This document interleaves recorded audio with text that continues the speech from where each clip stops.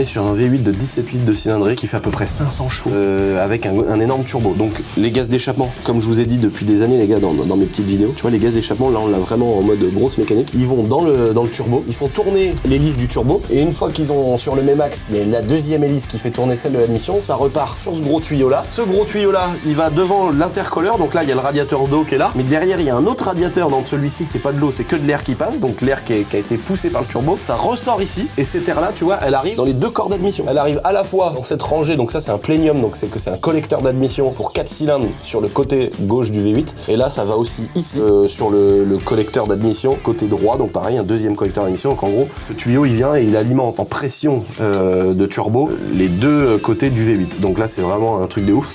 Et là-bas on a une pompe hydraulique, mon pauvre à côté, c'est pas possible la taille qui est faite, qui permet de gérer la boîte de vitesse, qui permet de gérer les rapports, le pilotage avec la poignée de la grosse lance. Donc c'est vraiment fascinant, c'est vraiment passionnant. Donc là les gars, il y a le turbo qui est caché juste là, mais ici vous voyez là, il y a la downpipe, en fait c'est la sortie du turbo qui va vers le silencieux, etc. Donc là ProWeld va me faire ressortir un énorme tuyau là, et je pense qu'on va lui mettre une double sortie là, qui sort sur le teco comme ça sur le toit. Et là normalement il va, ou alors faut faire un serpentin comme sur les poids lourds pour qu'il claque. Parce que quand tu fais un serpentin que tu mets 10 mètres de tube, ça fait clac, clac, clac, clac, clac, clac, clac. Tu sais, ça tape, t'entends les bruits de turbo et tout, c'est incroyable.